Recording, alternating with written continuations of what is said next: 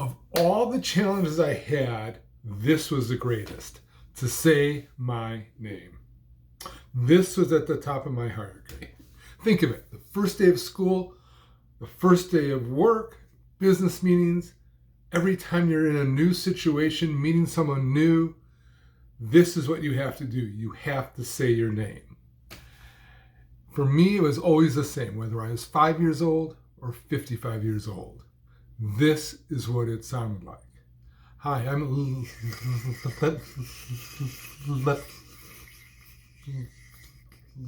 Larry Stein.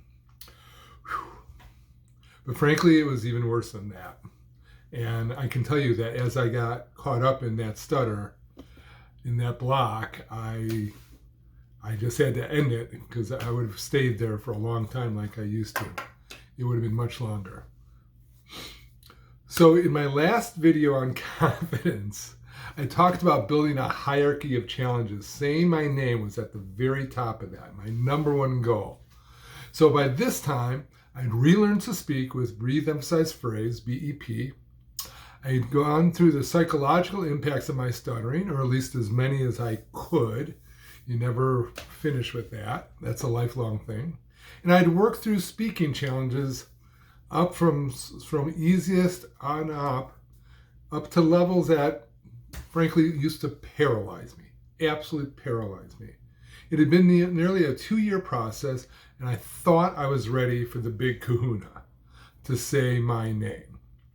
And as I've expressed before, in my philosophy, it's just another 2-word phrase, except I learned with all the trauma connected with 50 years of not being able to say my name without heavy stuttering like you saw, even worse than that, frankly, it was more than just another phrase. It was the challenge of my life. So what did I do? As always, I went from easiest to hardest. I created a whole separate hierarchy just to say my name. Easiest to hardest. The easiest scale, to introduce myself to little kids. I would call hardware stores. I would ask for a hammer. Of course they have a hammer. They're a hardware store, but I'd first introduce myself. Hi, I'm Larry Stein. Do you have a hammer?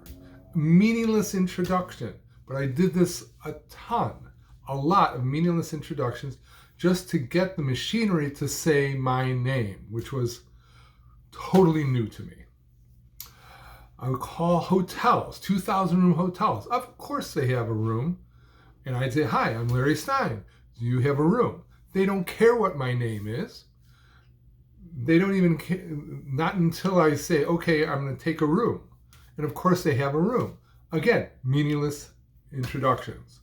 If I was at a business meeting and I had a name tag, I'd walk around that whole room introducing myself. They already know my name. There's no pressure. It's meaningless. Got a lot of those under my belt. This was a several-month process, and I thought I was finally ready to do real introductions. I had just joined a new synagogue, and after services on Saturday, there was lunch for over 150 people. I only knew a few of them, maybe even 200. And everyone's walking around, talking, and I thought this would be the perfect time to get through this introduction, and I'd work through this. So here we are, first week, and I'm looking for the friendliest face I can find. The friendliest face I can find, I find this little old woman. She's barely up to my belt, and she seems very nice, and I thought, that's the one. That'll be my first introduction. I'd already done several months moving up my hierarchy and practicing this. I thought I was ready. I walk toward her. I'm about to extend my hand, and I pull back. Couldn't do it. Could not introduce myself. I pulled away. I thought, how can I make this work? How can I make this work? I said, I'm going to make her even more friendly. I'm going to picture her smiling at me. I'm going to picture rays of light and I would be basking in her rays of light toward me. She would be so friendly, it's ridiculous. I turned around, I went toward her, she put out my hand and say, "Hi, I don't think we've met. I'm Larry Stein." Now, I didn't plan to say I don't think we've met, but it just came out. I was so nervous. But I did it. I got my first introduction. I'm 57 years old, and I made my first introduction. So I threw in that filler phrase, but I was trying to get it out. And I just kept on introducing myself to little old ladies who I thought would be the easiest, group for me to introduce to. And it kept on going well. And I kept on saying, "Hi, I don't think we've met. I'm Larry Stein." So it just kept on going. Next week, I did a few more little old ladies, and I went to women. I always found it easier to speak with women. And so I did those introductions. "Hi, I don't think we've met. I'm Larry Stein." And each time I would say, "Wow, I did it, but I wish I didn't say, 'Hi, I don't think we've met.'" Do that, and I met a lot more people that way. I mean, I'm talking 7, 10, maybe a dozen introductions. Just kept on doing it. Just walked around, kept on doing it. Third week, more women. And then I said, "You know what? I think I'm ready. I think I'm ready to introduce myself to men." And so I did that. I started with little old men. In fact, one guy, years later, told me, "You introduced yourself to me about 5 times."